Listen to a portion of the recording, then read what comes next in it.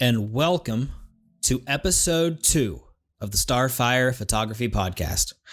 I'm your host, TF Starfire of Starfire Photography, and I can't believe this is the second time I'm doing this. So the first episode's been up for 2 weeks now, as of when this releases, and I have no idea how it's performing. I haven't checked since I put it up. I know it's not going to be getting listened to a whole bunch, and it's probably best if I don't, look at the numbers. So I don't know how it's performing, but I'm still going to go ahead and go through with recording more episodes. So, couple of things that I should get to first. I do believe I said in episode 1 that I was going to aim for bi-weekly releases on this podcast. And as of the release of this episode 1 has been out for 2 weeks. So, I'm sticking to that schedule. But as of recording this episode, which should be live as of January 28th, I am recording it on January 27th.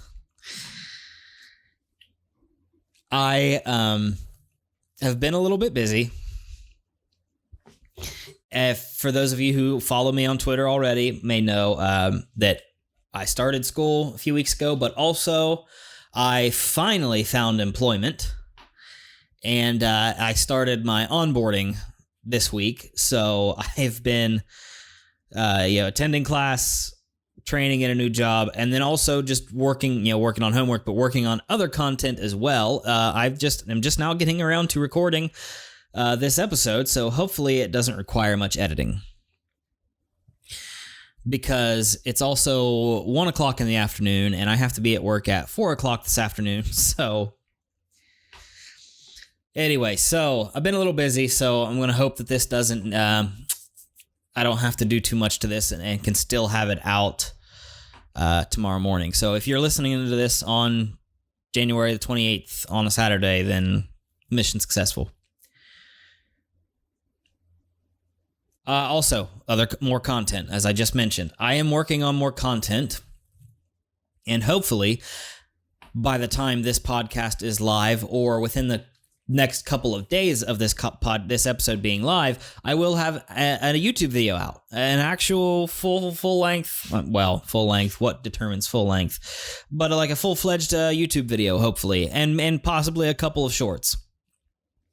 So subscribe to my YouTube channel as well. It's just, you can search Starfire Photography, or you can youtube.com/@TF_Starfire. I have a silly little review going up that I've been working on preparing, and let me tell you, I'm never satisfied with it. When I think I'm done, I give it another watch through, and I'm like, nope, I need to change this and I need to change that, and it's like it's a never-ending process. So, I'm not trying to be the next big reviewer. I'm not trying to be super professional about this, because I don't know that I currently do not have the time and to put in like all the effort required to make very high polished videos. I don't know that I'll have the time to do that when I am done with school. So I'm not trying to do that, but I don't want to just throw up the video. I want there to be some semblance of cohesion. So I want there to be a little intro section, and I want there to be some a music bed to some of the stuff, and I want there to be a little outro, and I want to be able to do some of that stuff. And I sat down and filmed the review after however long it took me to kind of decide how to do that part of it. And then I started editing the clips together, and I'm like, oh, hey, look, there's a little review. And then I was like, oh, yeah, crap. I need an intro to the video. That means I need an outro, too. And I have just been spending so much time trying to put those small parts together. And it also doesn't help that I'm learning not only how to make videos, as in filming the content, but I'm also learning how to make them as in the post-processing work, editing and stuff like that. Learning how to use Adobe's products, because I use Adobe Lightroom and Photoshop for my photo editing. And since I've got access to all the other Adobe Creative Cloud apps with that, I want to, I'm using those too because it's all integrated. So I'm using Adobe Audition to record this podcast, and I'm using Premiere Pro to do my videos, and I was trying to use After Effects to make my intros, and I've been using Premiere Rush to make some of the video parts, and I use Audition to record audio for the video. So, it's a big learning curve, but I'm getting through it. So hopefully there will be a review up on YouTube, as well as this podcast being live. I will also have this podcast up on YouTube, as well as all the other platforms where I'm hosting it. As of now, it should be available on Google Podcasts, Apple Podcasts. I finally got that one sorted out. Amazon Music. It's on Amazon Podcasts as well. It's on Spotify. It's on Anchor.fm, which is where I host and then send the RSS feed out to other platforms. And I think I still have it active on Podcast Addict. I can't remember if I took that one down or not, because it was a logistical issue where it had my real name listed as the author instead of, Starfire Photography. And I wanted to fix that, but there was no simple edit button. But I'm not sure if, since I changed it with Anchor, I'm not sure if the RSS feed refreshed it or not. I haven't looked. Like I said, I haven't checked on how the first episode's been performing, so I haven't checked any of that stuff. I checked to make sure the episodes were live, and then that was it. Today's topic. Now, last episode was my origin story, basically. It was my introduction to Transformers as a franchise, to the shows, to the toys, and then pretty much all of the events that led to where I am today as a fan of the franchise and as a collector of the figures. And I think that I can then from there segue into the discussion about the collecting part of this hobby that we're in. So today I'm going to talk about kind of how, since I started collecting seriously around 2018, how my collection has evolved, what sort of rules I have enforced or maybe done away with between then and now, and what my ultimate goals are in terms of what I want to own, but also how I want to display those. Because I think, for me, in my personal enjoyment of this hobby, collecting is only half of the enjoyment. The other half is putting together the display. I really enjoy that. So that's what we're going to talk about today. So without any further ado, let's get right into it. So, trying to remember what all I had mentioned in the last episode. It was in around 2018 was when I started seriously collecting, because that was when I discovered Generations. And that was when I started putting things on display and really thinking about how I wanted to display them. And back then, I was buying basically every figure that I thought looked cool. I was like, oh, I want that figure. I'm getting that figure. That looks cool. I want it. I'm buying it. There wasn't much thought involved in it. And that eventually, that got out of control. That wasn't sustainable. I was making decent money at the time, but I wasn't smart with it. So it wasn't, I was, for lack of a better term, I might have been disposing some of my non-disposable income, which is a serious, it's a problem we all face. I'm sure there are those out there who have been, maybe kind of caught on to that sooner and nipped it in the bud before it got too serious. And then there are some like me who it did get out of hand and cause problems for. So it was right, I'd say the bulk of the Siege line, like right in the middle of it, maybe. It was when I bought Omega Supreme, I think. You know, Titans were 160 back then. And Omega Supreme, I think he went live on Big Bad Toy Store, was in stock and shipping, and I'd had some figures in my pile of loot that I think we're going to be due soon, and I saw that Omega Supreme was in stock, and I didn't really have the money to spare for him, but I knew I really, really wanted him for my collection, and I got FOMO on him, and so I went ahead and paid for him and put him in my pile of loot and shipped it. And I got a little bit of hot water with that, and among other things contributed to that as well. And I had to sit down with my girlfriend, and she basically had to like point out to me, like, this is what you're doing wrong. You need to stop doing this. If you're going to continue collecting, you need to be smart about it. Make a budget. You know, only spend so much, and we're cutting out these things of your budget because it's, you know, you're hemorrhaging money doing this stuff. Long story short, we got that sorted out. I got on a budget. I started saving money. I was still collecting, but I slowed down. And I slowed down because I sat down and I really thought about what I had and what I wanted. And I came to the conclusion that I don't need to own everything. Like, sure, there are a lot of good toys out there that I would love to get my hands on. But it's, you know, that's just not feasible. So I needed to set some criteria beyond what looks cool. And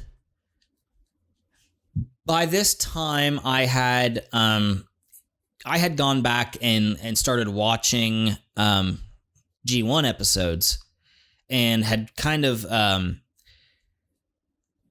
become enamored with them. Yeah, it's a cheesy 80s cartoon, but there was something about those character designs that I really liked. I started to get an attachment to those designs, and I was like, well, I still love Armada. It's still my favorite, and I do love those character designs. It's like, but I'm not particularly in love with those actual figures anymore, just because of I had come to appreciate articulation over gimmicks. That's I know some people prefer gimmicks and some people don't. I gimmicks are cool, but I prefer articulation. I like to be able to put a figure in a pose and put it on my shelf. And then maybe in a few months, I want to be able to put it in a different pose that's not basically what I just had it, but facing the opposite direction, you know? So I like articulation, so I was kind of like, I really like the designs of G1 characters, and they're making modern versions of those designs that are very poseable. This is what I want. Like, I'm going to focus on that from now on. And what that ultimately turned into was this idea of, what if I created a display that was every character from the G1 cartoon in generation style. In this, what they started doing with Prime Wars Trilogy, and yes, Siege to an extent, even though they kind of put a Cybertronian spin on the designs. That's what I decided I wanted to do. So I was like, I'm gonna look up every character that appeared in the cartoon, and of course you have to make exceptions for some of those, and I'll get to those in a bit. But I was like, I'm gonna look up every character that appeared in the cartoon, and I want to have a version of that character, of all those characters on my shelf, and I want it to be kind of like this modern generation's style that we're working with, right? That we're in right now. And so that's where I directed my focus from then on out.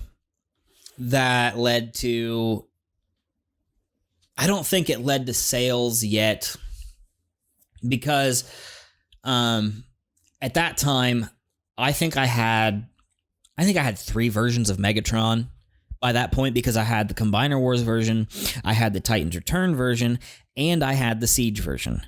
And I had Power of the Primes Optimus Prime, the leader class that, the Orion packs in the trailer armor. And then I had Siege Optimus Prime. So there were a lot of characters I had duplicates of. And there were a lot of characters that say, okay, so like Combiner Wars turned a lot of non-Combiner characters into Combiners. And Titans Return turned a lot of non-Headmaster characters into Headmasters. So I had Combiners, characters that were never Combiners in the cartoon. I had them as Combiners. So like I had, Power of the Primes Inferno with like Prowl and Jazz as limbs, and then like Rook, who was just not a G1 character,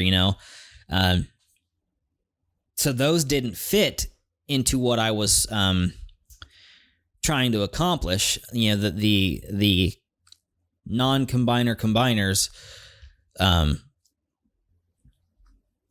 their designs aren't exact. They aren't. They're very stylized, so they're not like the cartoon, the animation models, which is what I was going for. So a lot of those things I had, they didn't fit into my new criteria, but I already had them. And at that point, I was like, well, I've already got them. I might as well keep them. That mindset did eventually change. And I did eventually start to sell some stuff off that I didn't need. But so I started doing that for a while, and things started going a lot better. Earthrise came and went, and that, Earthrise contributed a lot to my goal. I made some crucial mistakes when it came to Earthrise, though. So, as you may or may not know,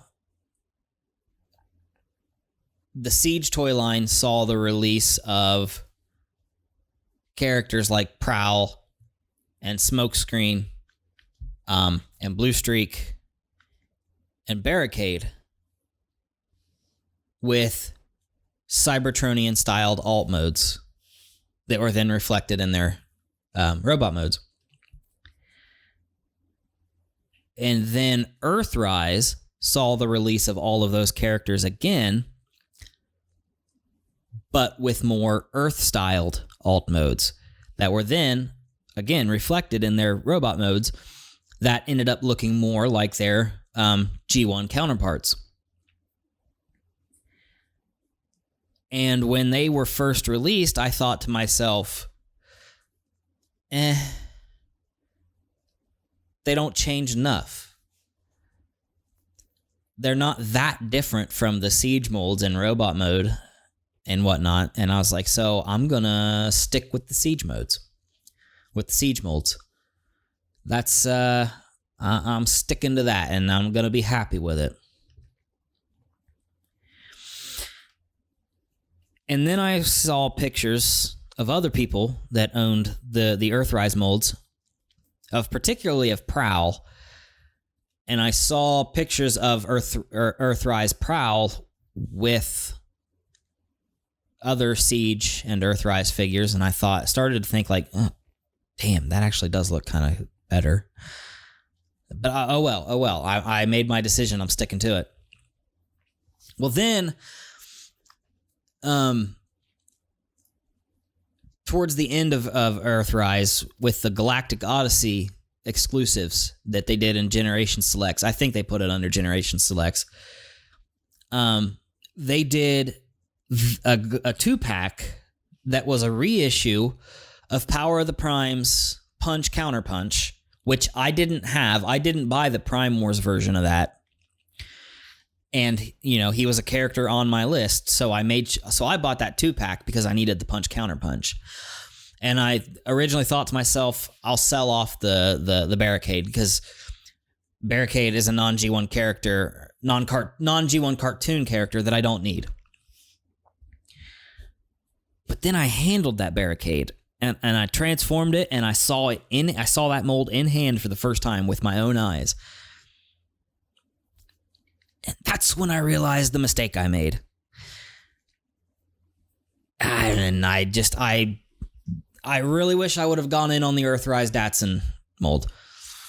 And it's the same for Ironhide and Ratchet. I had the Siege versions.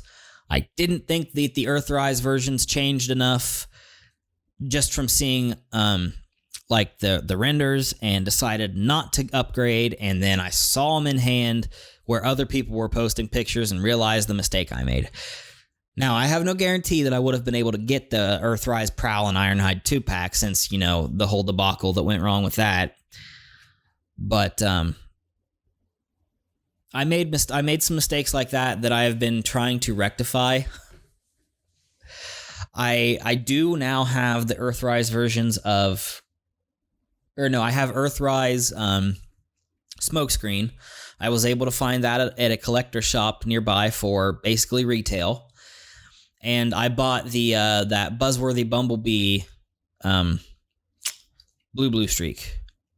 That's Silver Streak. I bought that to be my stand-in for Blue Streak until I can get the actual Earthrise version. But I still need Prowl. And then, of course, the recent release of the Studio Series 86 Ironhide has taken care of the not having Earthrise Ironhide, so I made that upgrade, and I will get the eventual Ratchet repaint. So that was a whole tangent there. And that's basically to say, ever since then, I've kind of done the same thing where I've focused on G1 cartoon characters, and I have focused on versions that are as close to the animation models as possible, because that's my preference. I know that's not everybody's preference. It's kind of the unpopular opinion, but that's what I enjoy. And I have made exceptions to those rules, though. For instance, I'm still in on updates to Armada characters and other Unicron Trilogy characters. So I bought the Galaxy Upgrade Optimus Prime from the Siege toy line. That was, a Cybertron Optimus update. Really like that figure still. I still have that one on display. I bought the Cybertron Defense Hotshot. It's a very nice figure. Still have it on display. I bought Armada Starscream in the Legacy line that just came out. I was absolutely not passing up on that, and it ended up being my number 2 figure of 2022. It only lost out to Motormaster. And I had Legacy Hotshot, Armada Hotshot on pre-order from Amazon because they said it was going to release in March, and so that's what I was expecting, but it released like a week ago or something when I still didn't have a job, so I had to cancel that. But I will be picking up Armada Hotshot. I don't remember if it's rumored or confirmed, but I know there's talks of Commander Armada Optimus Prime in Legacy Evolution, so you bet your ass I'm picking that up. When I actually have the funds, I'll be tracking down the third-party versions of those characters too, that Fans Hobby has been putting out. They did their Armada, Optimus, and Energon, and Optimus and Megatron. They did their Energon Optimus. They've got Energon Wingsaber coming. They've got Armada Jetfire and Overload coming, and Armada Tidal Wave. I will be getting all of those too eventually. My whole point is that my main collection is still focused on getting all of those G1 characters, but I am also tracking down the Unicron Trilogy updates that I want as well. But other than that, I am sticking pretty strictly to my rules of, only like these characters that fit this design so that I can put together my ultimate display, my objective. And that does help with not spending too much. One other little story that involves me breaking my own rules. I have a fascination with characters with wings. I don't know why, but I really, really like wings. And I mean that as like jet wings, like plane wings, and bird wings. I like wings. And when an alt mode with wings, whatever figure, if its alt mode has wings, and then those wings can be displayed on the backpack sticking out to either side in robot mode, I really, really like that shit.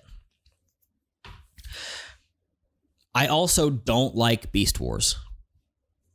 Unpopular opinion, please don't unsubscribe, but like I said in the first episode, I didn't see it when it came out. I wasn't really aware of it.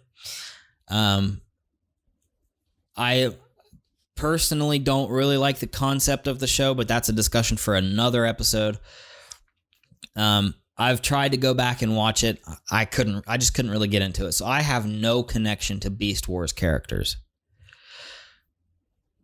But I would see pictures of Kingdom Air Razor online. And it ended up being a picture from Liam from Toy Box Soapbox that he had posted on Twitter of Air Razor that I was just like, oh, that looks really cool. Oh, it looks so cool.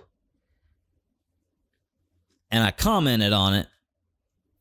And then he was like, oh yeah, totally go buy it, Because those triple takeover guys, they're enablers. And so I did. And I think Air Razor ended up getting into my top 10 list of 2022. I know she wasn't released in 2022, but that's when I bought her because I didn't have any interest in the Beast Wars releases from Kingdom, but so yeah, I ended up buying Kingdom Air Razor, and I liked it. It's still a great figure. Like I said, it made my top 10 of 2022. So every once in a while, I can be persuaded to break my own rules, and it's only happened a couple of times, but I have never regretted it when it has happened. Anyway, so that kind of wraps up how my collecting habits evolved, and we're going to transition now into where that goes from here. So, like I said, ultimate goal is the entire G1 cartoon cast. The only kind of exceptions I have to make to that are characters like Hauler. I'm not worried about. I think that the Velocitron Road Hauler figure looks fantastic, and I've actually fought the urge a couple of times to pick one up. And if I'm being 100% honest, if the Velocitron subline hadn't been released when I was unemployed, or at the very least just not making a lot of money, I probably would have picked up Hauler, and I probably would have picked up some of the other deluxes. But as it is, I only bought Override and Cosmos.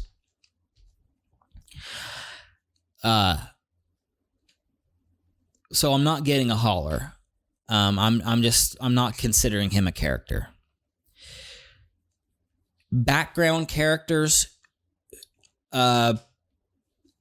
who like maybe retroactively got named, like the Rainmakers and other generic Seekers. I went ahead and got those because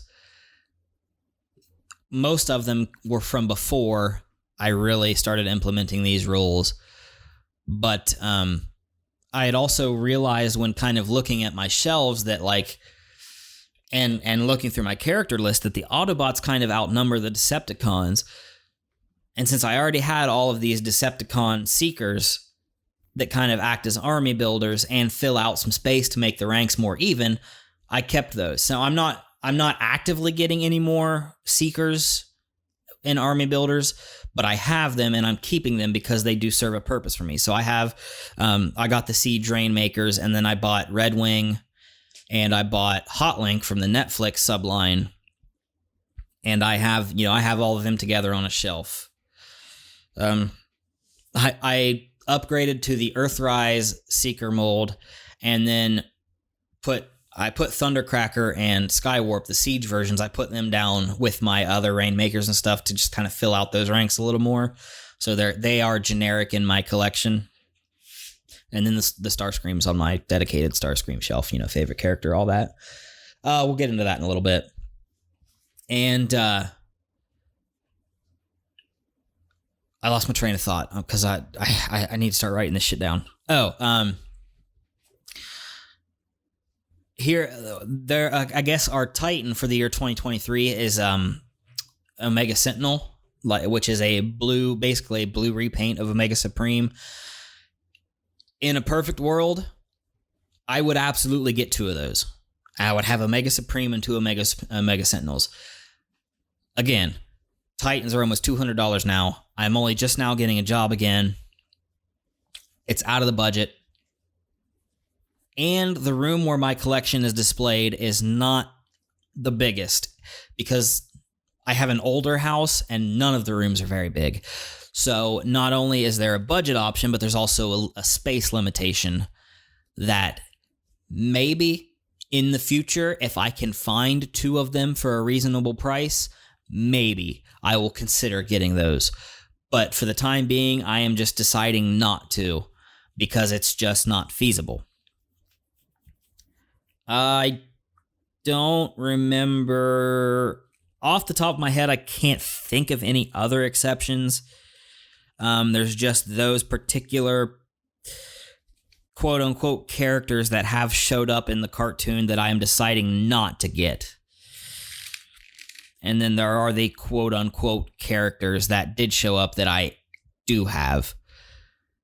But other than that, that's my goal, is to, all of the G1 cartoon characters. And then with the Unicron Trilogy updates, I don't think I'm going to go in on all characters there. I think I am just going to kind of pick and choose from my list of favorites that get made. So Optimus, Megatron, and their respective combiner partners, definitely. Hotshot, Starscream, definitely. If they do Demolisher, Cyclonus, and Red Alert, yeah, I'll get them too, because that's like the starting cast of Armada. Energon, I would get an Energon Optimus. I would get, to be honest, I would be interested in seeing like updates to like Energon Scorponok and like the shirt pants combiners from the Autobots. I would definitely be interested in seeing all of those. As to whether I would buy them, I'm not sure. I would have to see them.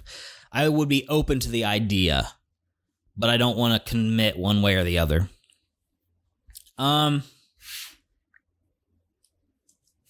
then I will track down, I definitely want to track down third-party updates to Armada figures, or the Armada and Energon characters. I want those fans hobby releases, so I'm planning on saving up and making space for them. But other than that, those are my current collecting goals. From there, I think it's good to talk about my display goals, and then we're going to wrap this episode up.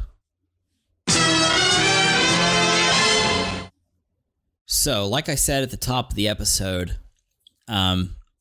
displaying my collection is just as important as the collection itself.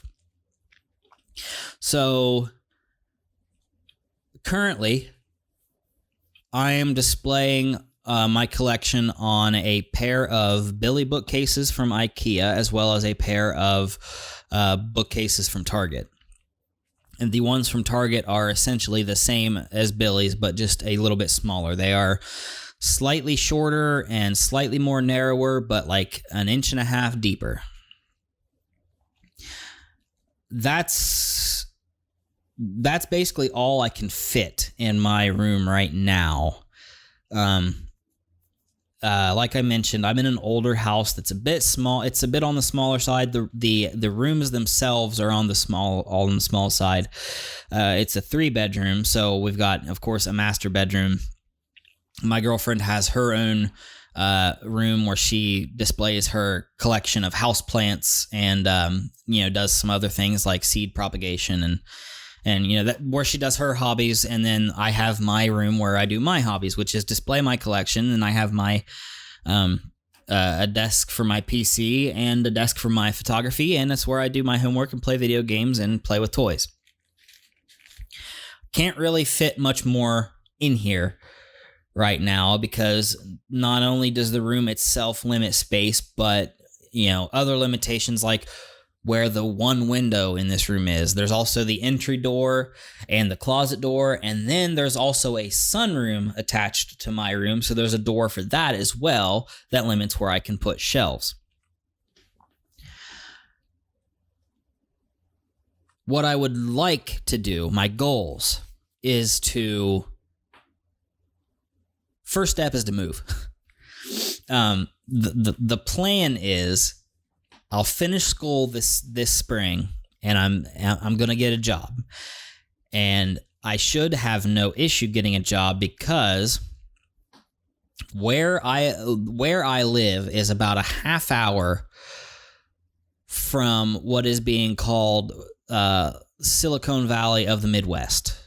There are a lot of tech jobs very close to me that I will be qualified for.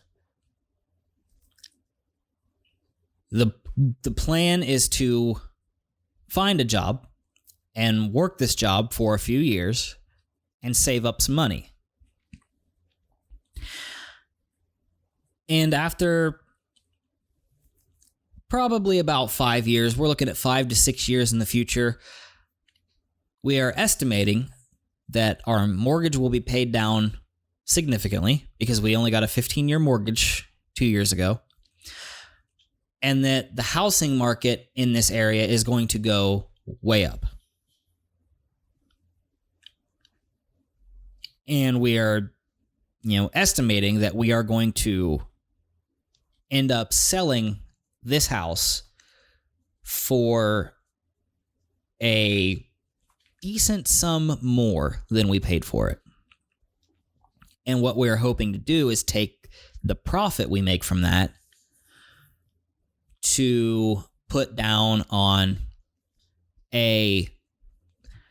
not necessarily a bigger house. The size of our house itself is, it suits us. It's just the size of our rooms that get to us, and I really want a finished basement. But we're hoping that we can move somewhere else because neither of us particularly enjoy living in Ohio anymore. So we're hoping to move to a different state where we can maybe have just a little bit of land so that we can, maybe raise some chickens and some goats and my girlfriend wants to basically make some prairie type land and have a lot of space to grow some prairie grasses and some pollinator gardens and stuff like that. Create habitats for things like bees and butterflies and hummingbirds and things of that nature. And I want to have a house that's got a finished basement, because I would really like to have just like a nerd cave setup in a finished basement. The point is, I guess I really didn't need to go into all that detail, but the point is we're hoping in 5 years or so that we can move to a slightly bigger house that's going to give both of us more room for the things that we want. And that's where I plan on building my ultimate display. I'm going to, as of now, I plan to ditch the Target bookshelves. Not necessarily get rid of them, but not use them for this display anymore, and get more Billies. Now, if you're unfamiliar with Billies or with IKEA in general, a lot of IKEA furniture, they make a lot of the same thing in different sizes so that it's all modular, kinda, to an extent. So Billy bookcases, they come in 2 standard heights, and essentially you got a tall one and a short one that's half the height of the tall one. And they come in 2 standard widths, with a normal, I'd say your standard wide one, and then they release a version of the Billy that is half the width of their standard wide one. And both width options come in both height options. And then they also sell height extensions, which is basically just, it's 3/4 of a new cubby that you could just literally stick right on top of your existing bookshelf, and it adds an additional cubby on top. And they make those, again, in both width options. I currently have 2 wide, tall ones with no height extensions. I would like to get 1 more of those. And then I want to get 2 of the narrow versions of what I have. And if needed, I will get height extensions for all of them, but I don't know yet if I'm going to need those.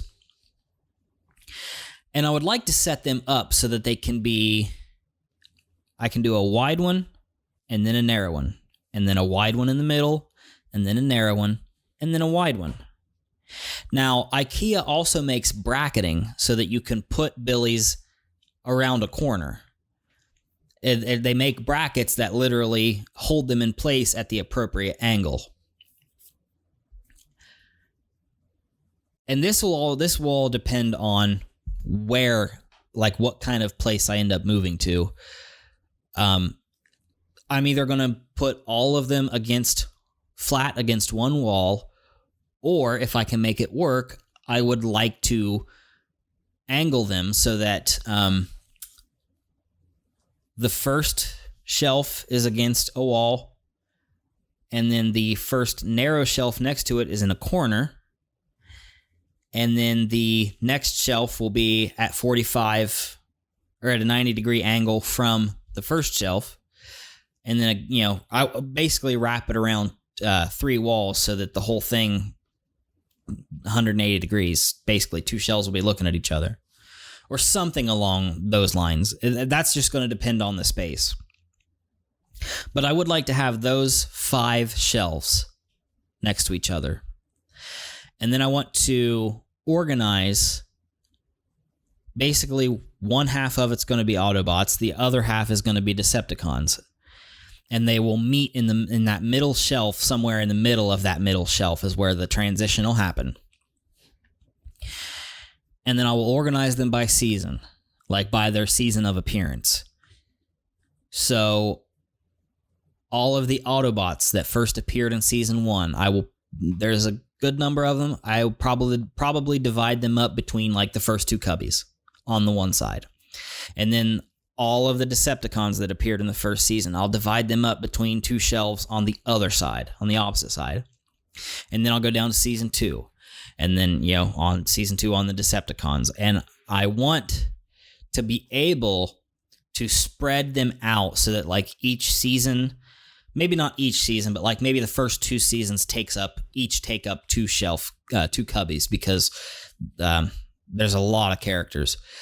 And then I want to make sure that I have enough space so that like Titans, like Fort Max and Metroplex and Trypticon, I want to be able to display them also in the seasons that they appeared, because currently they are just setting along the tops of my bookcases because that's the only way I have room for them. I think that shelf layout would look really good, and having the figures spread out so that there's not a whole bunch on each shelf would look really good. And then ultimately, I do plan on lighting the shelves. They're currently not lit because I want to make sure when I do light them that I light them properly, which means LED strips at the front, and I might even look into using either a bracket or a piece of like trim wood that I would paint to match the shelves that would overhang off the front of the shelf just a little bit. So that way, instead of the LED strips pointing down, they'll actually be pointed at an angle towards the figure to light them more properly. And then I want to make sure that I can also hide the wires when I do that, because I am a stickler for cable management. And if you saw what's under my computer desk, you'd laugh because it's a mess. But it's just because I have a hard time, but I also have a lot of things on my computer desk. So there's a lot of cables. But I want to make sure that the cables are run so that they're hidden and makes everything look cleaner. And then I haven't committed to this idea yet, but since I mentioned like maybe using a piece of finished trim wood for helping with my light strips, I might also use some trim and some baseboarding and some crown molding and other trim finishers like that to actually kind of cover where each shelf meets so that it looks like one solid piece there instead of two shelves put together, and basically try to make make the entire case, an entire display of 5 bookcases look like one finished display case. I think that would look really good. And I don't remember who it was, but I know there is a user on TFW who posted their collection in the collection showcase forums who did something basically what I just described, which is where I got the idea from, because his looks really, really good. And if you do that, and if you do that and you got your bookcase up against a wall and your wall has baseboarding on it as well, and you get baseboarding that matches, it just kind of ties it all together. It just makes it look like it is a part of the home, which is kind of what I want to do. So yeah, that's what I'm trying to accomplish. It's definitely going to take some time. Theoretically, by that time, I will be maybe not necessarily done collecting, but I will have achieved my goals and can slow way down. I say theoretically because we all know Hasbro. They release one version of a character and we all think, oh, that's the definitive version for me, and then they release another version a couple years later and it's like, oh, but that one's better. Now I gotta upgrade. I'm hoping that doesn't happen too much. I mean, I'm not gonna lie. There are some figures sitting behind me right now that could use an upgrade. Well, we won't get into that today. That's another topic for another episode. I think I have to cut it here. I'm going on 50 minutes recording. I'm getting hungry. I gotta work in a couple hours, and I know I've just been rambling this entire time. Oh. I really just kind of ran with it, didn't I? I hope it's cohesive. Oh boy. I got a lot of work on this podcasting stuff. I definitely have a lot of practice. I need to practice a lot. Talk excessive, time limited. So we're at the end. This is definitely the end now. Thanks for checking it out. If you did, thanks for sticking around. If you've made it this far, it means a lot to me. Tell your friends about it if you would, please. That'd be awesome. don't forget to check out my YouTube. There should be content on my YouTube channel now. It would mean a lot to me if you subscribe to that, give me a thumbs up, share it with your friends. I'm on Twitter and Instagram. Again, if you aren't already following me, you can find me at TF_Starfire on Twitter. Starfire Photography. What is my Instagram? Yeah, I think it's just Starfire Photography on Instagram. It's something close to that. You'll find it. The links will be in the description of the podcast, wherever you're listening to this at. So, I'll be coming at you again in 2 weeks. I haven't decided on a topic for episode 3 yet, but I'm sure it will be kind of interesting. So, hey, thanks for listening. Thanks for stopping by. And I will catch you all again in a couple weeks. Have a good one.